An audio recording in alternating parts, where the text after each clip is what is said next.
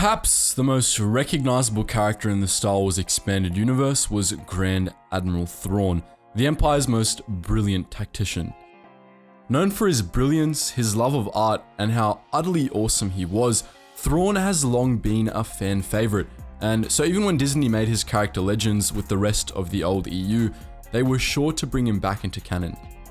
The stories of these two Thrawns were radically different, and yet they did have some similar threads, most notably involving their relationships with Anakin Skywalker, or more accurately, Darth Vader. In this video, we're going to be taking a look at Thrawn's relationship with the Chosen One from both perspectives.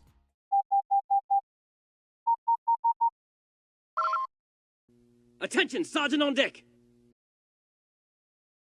In both cases, Thrawn has essentially the same origin. Born Mitth'raw'nuruodo, he was a naval officer in the service of the Chiss Ascendancy, a secretive faction that, for thousands of years, had essentially ruled the unknown regions, operating from a pocket of space rimward of Ilum. The Chiss kept the greater galaxy safe from many of the dangers which lurked in that mysterious part of space, as well as from the dangers of beyond. As early as a half-century before the Yuuzhan Vong invaded the galaxy in Legends, the Chiss were aware of their approach, and Thrawn was among those tasked with preparing for their inevitable assault. In canon, the nature of these mysterious, far outsiders was much less clear, and so Thrawn was sent to survey the Galactic Republic to see whether or not they would be worthy allies against this threat. Thrawn arrived during the last months of the Clone Wars and was first encountered by Anakin Skywalker above the planet Batuu. At the time, Anakin was looking for Senator Padme Amidala, who had disappeared on a mission to that part of space. Encountering Commander Thrawn, Skywalker offered to brief him about the state of the galaxy if he helped them track down Padme. Thrawn accepted the offer, and with his help, Skywalker not only found Padme but also discovered a nearby Separatist droid factory, which Padme was investigating when she disappeared. Thrawn helped Skywalker track down the factory and participated in the subsequent assault. The Chiss commander was impressed by Skywalker's skill, and Skywalker was in turn impressed by Thrawn, speaking highly of him to Supreme Chancellor Palpatine. But the relationship between the two men didn't progress much further. Thrawn determined that the Republic was not, in fact, a suitable ally for the Chiss Ascendancy, deeming it too convoluted and ineffective. He returned to Chiss space and only returned after the declaration of a new order.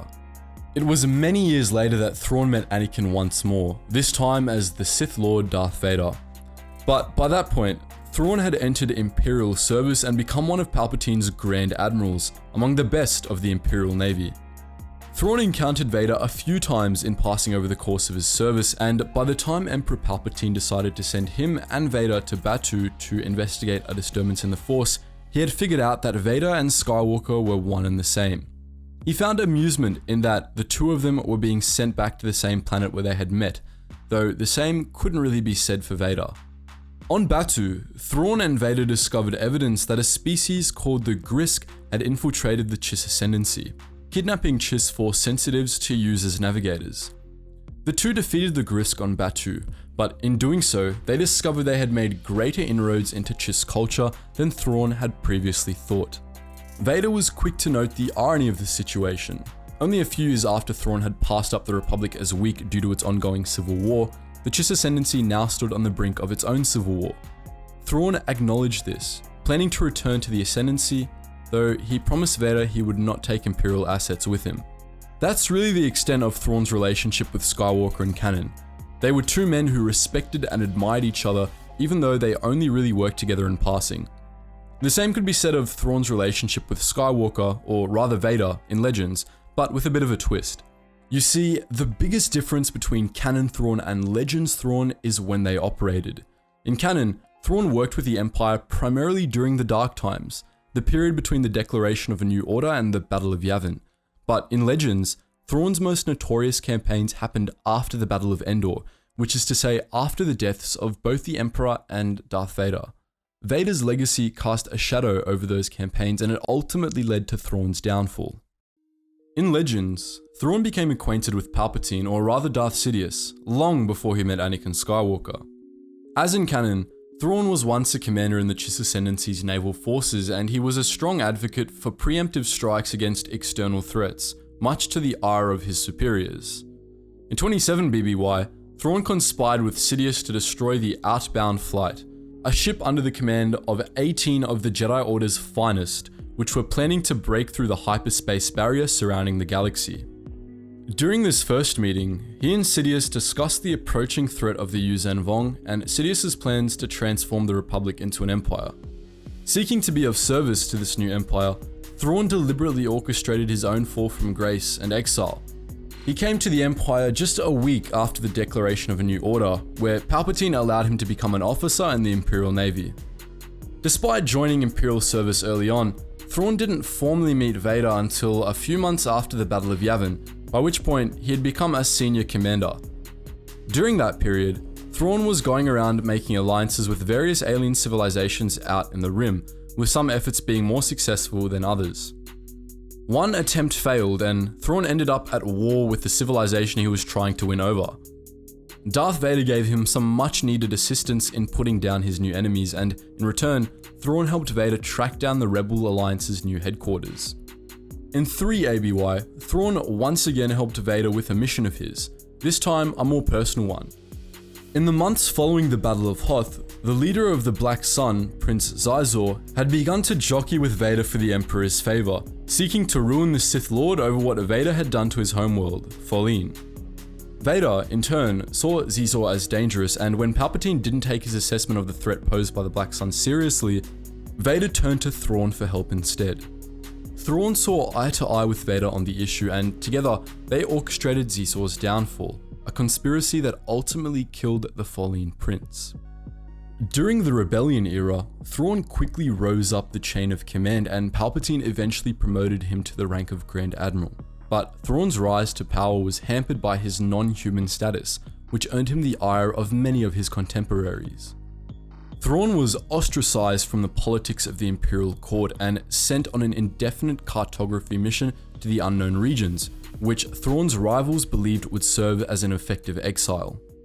Instead, it was an opportunity. In his years on the fringe, Thrawn continued building alliances, eventually creating what he called the Empire of the Handout in the Unknown.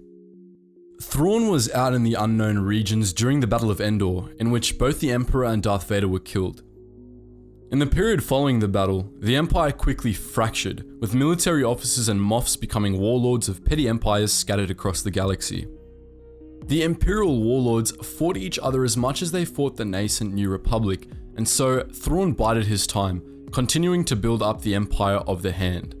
At its height, Thrawn's empire controlled a massive swath of the region, and the New Republic didn't even know it existed. Thrawn finally emerged from the unknown regions in 8 ABY, a year after the New Republic had taken control of Coruscant. With the most prominent Imperial warlords dead or in hiding, Thrawn seized nominal control of the Imperial remnants and began a new series of campaigns against the New Republic. He quickly proved himself to be a dire threat to the fledgling government, as his tactical brilliance allowed him to win stunning victories even when he was badly outmatched. He was ultimately defeated, but it was a close thing. That defeat came from an unlikely source, however, his relationship with the late Darth Vader. Back during the early years of the Empire, Vader had travelled to the planet of Honoghr, which had been devastated by separatist bioweapons during the Clone Wars. Honoghr's native, the Noghri, a race of natural assassins, were in danger of being wiped out, and Vader saw an opportunity in their plight. He promised that the Empire would restore Honoghr if the Noghri chose to serve him, and the Noghri gladly accepted. From that point forward, they served as Vader's bodyguards and assassins, willing to do anything for the one they believed would restore their homeworld. After Thrawn helped him defeat Prince Xizor, Vader took him to Honoghr and pronounced the Grand Admiral as his heir before the Noghri. When Thrawn returned to the galaxy after Vader's death, the Noghri started to serve him as they had served Vader before. Thrawn used the Noghri extensively, and one, a warrior named Rukt, accompanied him at all times as his bodyguard. But despite the effectiveness of the Noghri, they turned out to be Thrawn's weakness. To keep the Noghri in service to him, Vader had the Imperial garrison on Honoghr make the environmental devastation on Honoghr worse. Under the guise of planetary restoration, the Empire continued to poison the planet. During Thrawn's campaigns, Princess Leia travelled to Honoghr, where the Noghri honoured her as Lady Vader. While there, Leia discovered what the Empire had been doing and revealed it to the Noghri. Enraged, the Noghri defected to the New Republic, choosing to serve Leia instead of Thrawn. When Rooked, Thrawn's bodyguard, learned of what his people had discovered, he stabbed Thrawn, killing him and crippling the Empire once more. So that's the story of the relationship between Grand Admiral Thrawn and Darth Vader. But what do you think? Which version of the story do you prefer? Let us know in the comments section below. And just before you go guys, if you're enjoying the music we're playing in some of our recent videos, then make sure you check out our music playlist. We've linked it in the description below. The channel is called Relax Jack and we have artists from all over the world giving us their music. You can use it in your videos too. And if you want to join our wider Geetsly's community, then make sure you check out our Discord and our Geetsly's gaming network, where you can chat with Star Wars fans on the former and play games with Star Wars fans in the latter. Anyways guys, as always, thank you so much for watching and I hope to see you in the next video.